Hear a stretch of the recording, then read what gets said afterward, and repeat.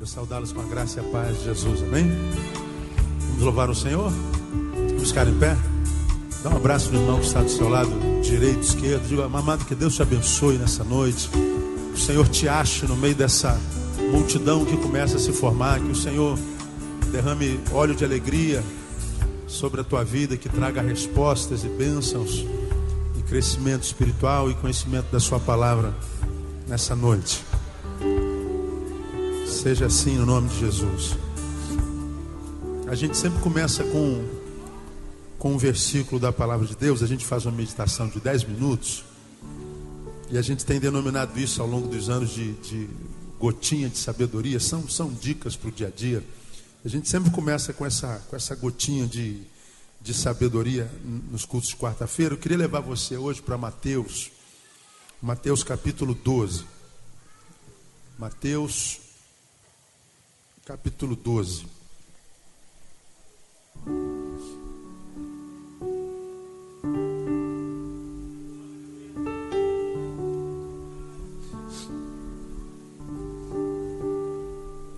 Você já achou Mateus capítulo 12, amém? Vamos lá no versículo 25.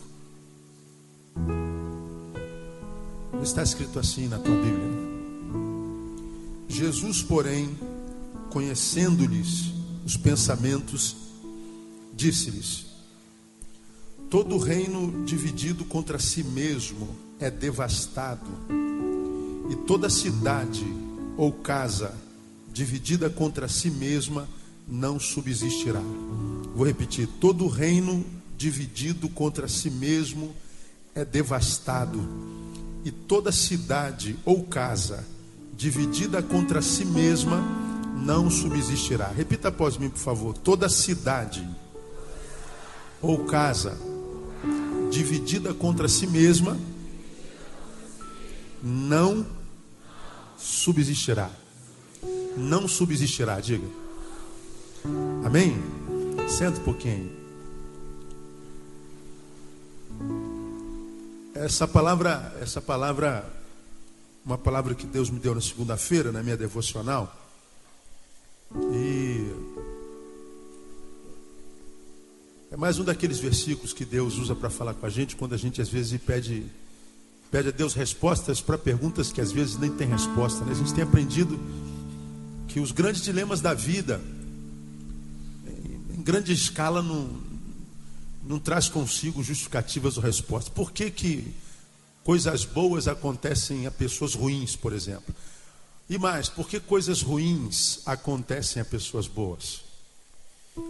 Não é? A gente às vezes está no enterro de uma criança de 12 anos, como foi agora.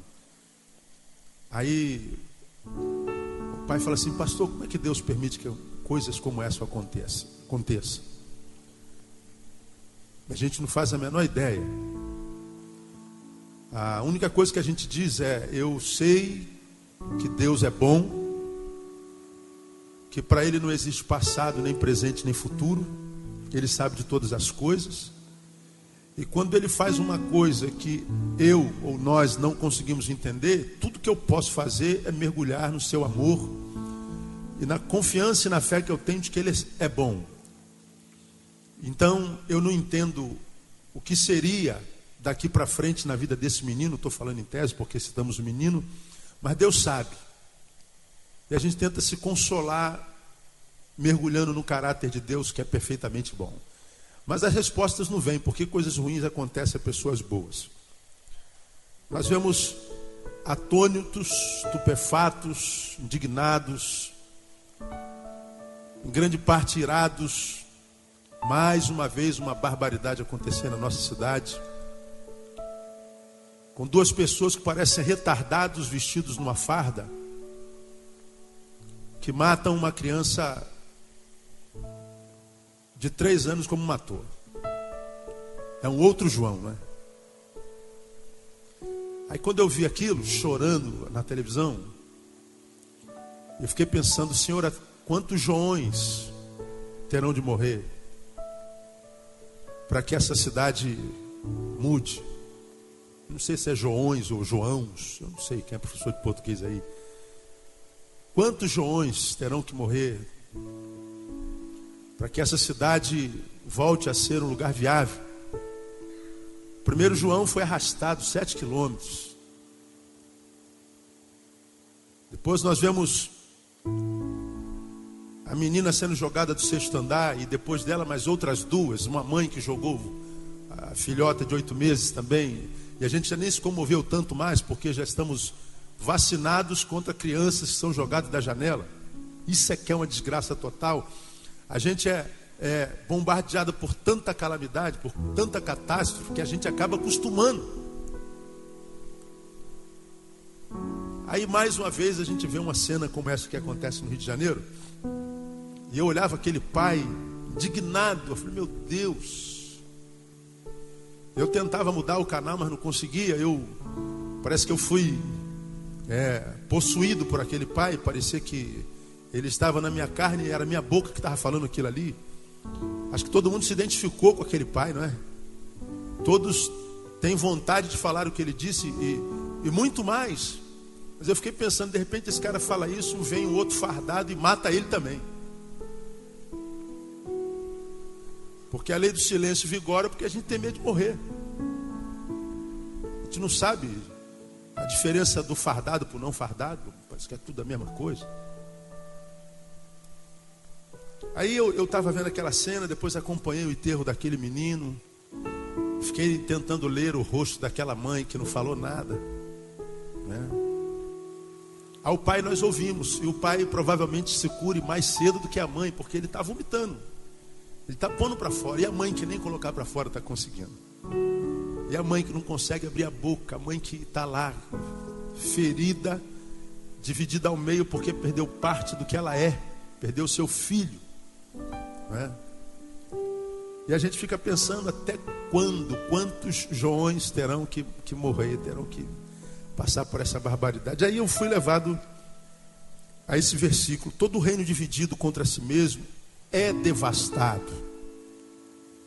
Toda cidade ou casa dividida contra si não subsistirá. Então ele está dizendo, Jesus falando aos fariseus, porque esse texto refere-se a um endemoniado que trouxeram a Jesus. Jesus expulsou o demônio e eles falaram, não, ele expulsa demônio com o poder de Beelzebu. Ele expulsa Satanás com o poder de Satanás. Jesus falou assim, como é que eu posso expulsar Beelzebu como é que eu posso expulsar Beelzebu com o poder de Beelzebu? Porque se Beelzebu expulsa Beelzebu, ele é um reino dividido. Se ele é reino dividido, ele não pode prevalecer. Se Satanás expulsa Satanás, o seu reino está dividido. Se está dividido, não pode prevalecer. É aqui que vem o mais sério disso tudo. Ora, se o inferno está prevalecendo no Rio de Janeiro, no Brasil e no mundo, significa dizer que o inferno está vivendo uma perfeita comunhão, portanto. Significa dizer que Satanás e os seus estão vivendo sociologicamente melhor do que a igreja. Esse versículo está falando, entre outras coisas, que o diabo está caminhando em comunhão com os seus asseclas. O reino das trevas está unido, está coeso. O reino das trevas está vivendo a mais perfeita comunhão, talvez a maior de todos os tempos. E como é que a gente sabe disso, pastor? Olha o fruto do reino das trevas na cidade do Rio de Janeiro. O trabalho do diabo tem sido admirável. Se o reino dividido não prevalece, e a gente vê o inferno prevalecendo, como está prevalecendo nessa cidade, significa dizer que o inferno está coesinho, está bonitinho, está afiadinho. Está diferente da seleção brasileira de futebol, que está desentrosado. O time do inferno está entrosadinho, não erra um passe. Agora, eu falo isso para exaltar o inferno? Não, falo isso para envergonhar a igreja. Essa igreja ridícula que nós somos no Rio de Janeiro e no Brasil, que só fala no maldito do dinheiro, que só fala em enriquecer, só quer saber de carro novo, de casa própria, só quer saber de restituição, de prosperidade. Nós somos cristãos ricos no meio de uma sociedade empobrecida, miseravelmente empobrecida. E muitas vezes nós temos que pastorear uma multidão que só pensa em si, só olha para o seu umbigo e está reclamando do amor de Deus porque a unha encravou. Quer desistir do amor de Deus porque o cabelo branco apareceu.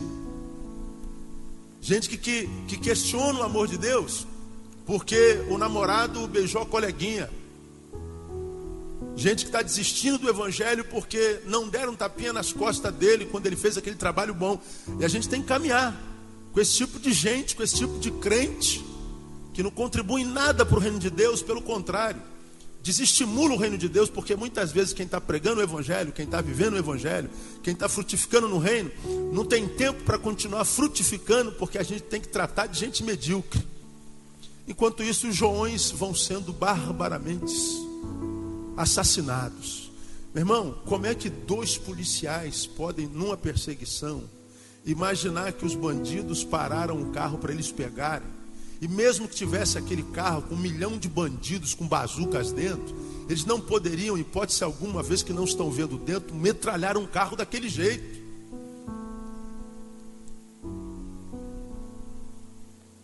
Ou então qual seria o procedimento? É só não ser retardado. E não precisa ser policial. Se o carro parou, já era para ter chamado o reforço. Enquanto o carro não sai, espera atrás de um poste, atrás de uma parede. Se por acaso eles vierem atirar, aí sim você retribui. Agora não, os caras atiram sem saber o que tem lá. Aí o secretário diz: nos perdoe, nós não temos direito de errar, mas erramos. É só que o João não volta.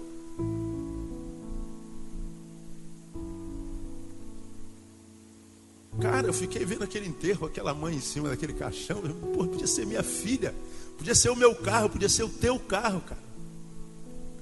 Nós podíamos estar aqui desenvolvendo um culto fúnebre. Até quando? Agora, a Bíblia continua sendo palavra de Deus, enquanto os crentes estão discutindo quem tem mais poder, quem tem menos poder. Esse charlatanismo que existe no nosso meio, esses pastores pústulas que estão aí, só pensando em dinheiro, formado nas coxas, que era dono de galinheiro e não foi competente, o galinheiro faliu, abre uma igreja e se diz pastor, pregando o evangelho que não tem nada a ver com o reino, formando uma multidão de gente que não influencia nada na sociedade na qual está plantado, porque a gente acha que servir a Deus é ser enfiado dentro de um templo e se dá bem. Enquanto isso, o reino das trevas vai prosperando na nossa cidade, que outrora maravilhosa. Aí quando eu vi aquela cena, o que eu sinto é vergonha. Vergonha. Não é só solidariedade com a família, não, é vergonha de fazer tão pouco, de pregar tão pouco, de estar tão pouco na rua, de ensinar tão precariamente como é ser cristão. Então, se o inferno está fechadinho, o reino de Deus está dividido, irmão. E o reino dividido não pode prevalecer. O culpado disso somos nós, é a igreja. O culpado da cidade está assim, é o pastor Neil. O culpado da igreja está assim, é você. Coloca o teu nome lá, nós, somos nós. Somos nós que estamos criando impérios gospels. Estamos criando impérios evangélicos. Os pastores que estão enriquecendo, estão dizendo isso é a bênção de Deus, enquanto a cidade empobrece. A gente só vê o nosso umbigo. Então tudo que eu tenho pedido a Deus é o seguinte: Senhor, nos dê a capacidade pelo menos de sentirmos vergonha. Porque lá em 2 Crônicas 7:14 continua dizendo: se o meu povo, que se chama pelo meu nome, se humilhar e orar, buscar a minha face, se arrepender dos seus maus caminhos, aí então eu ouvirei do céu, perdoarei os seus pecados, e a consequência disso é o que mesmo, irmão? Sararei a sua terra. Então, sua terra está doente.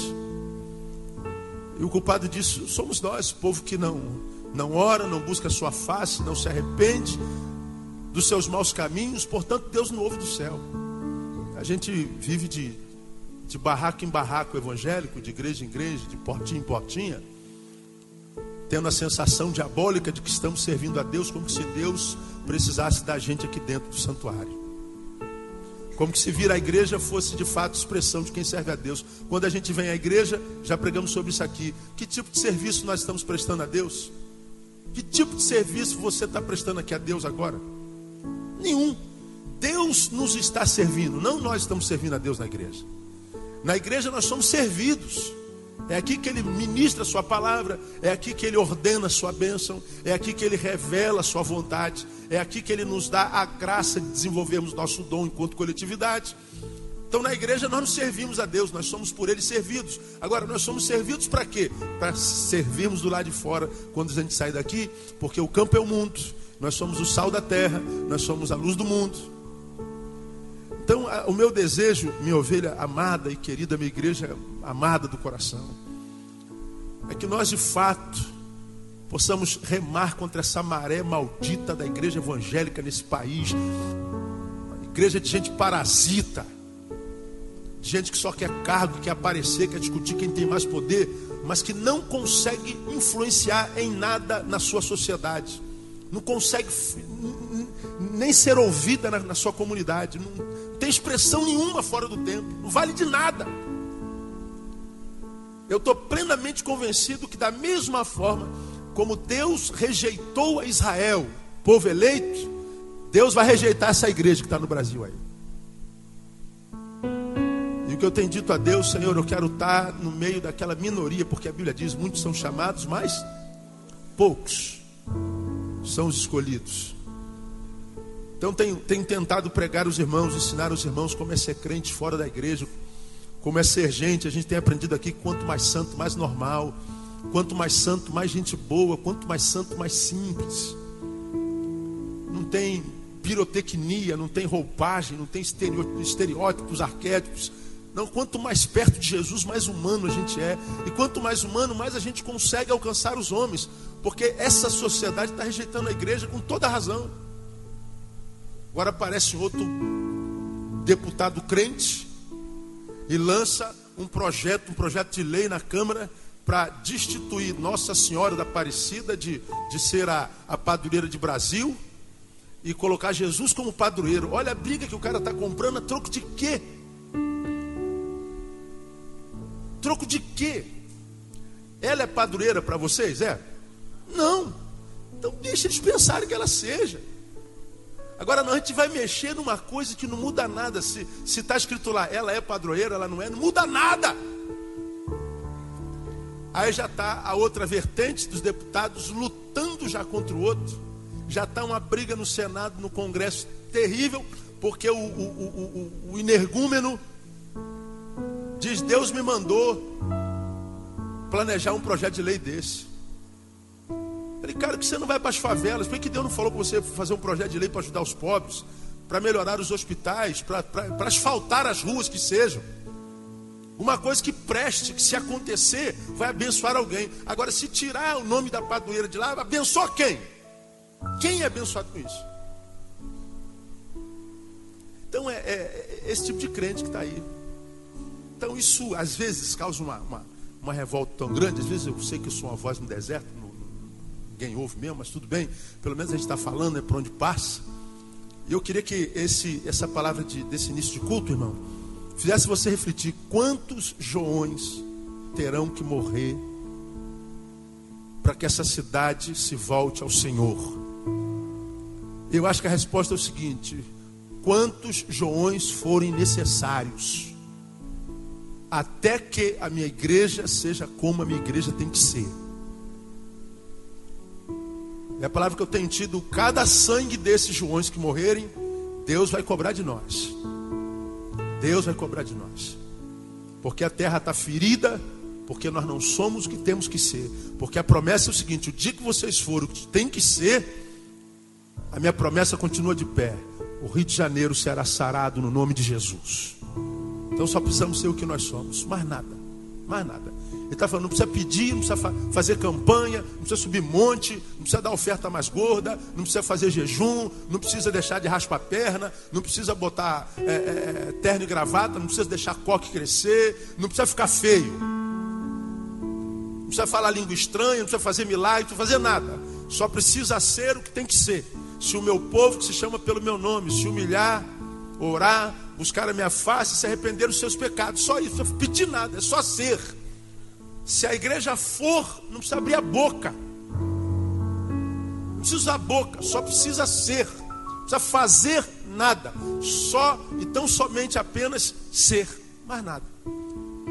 Portanto, a igreja não é. Enquanto o reino das trevas está fechadinho, coeso, e desenvolvendo seu ministério com profusão, com sucesso, porque o reino das trevas tem por chefe Satanás, e a obra dele é uma obra tríplice.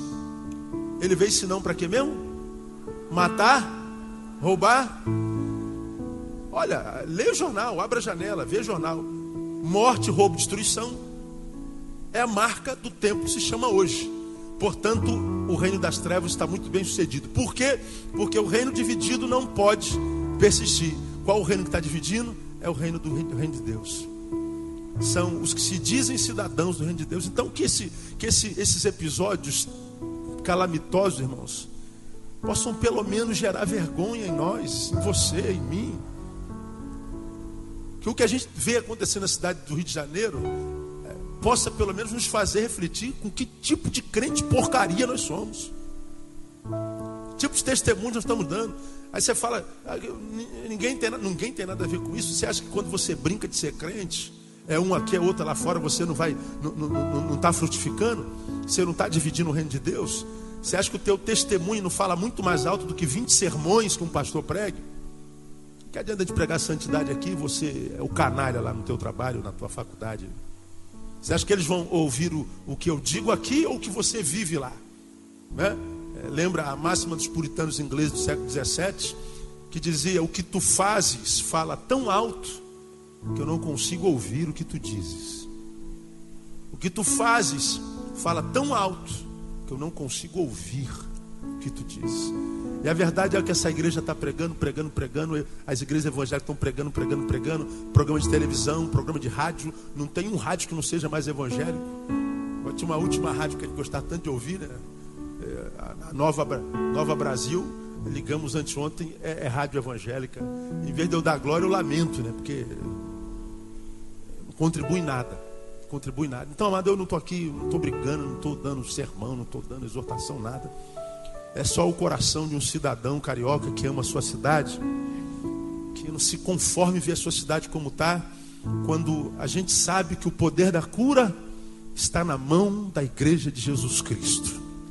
Porque a Bíblia diz que maior é o que está em nós do que o que está no mundo. Irmão, deixa Deus usar você.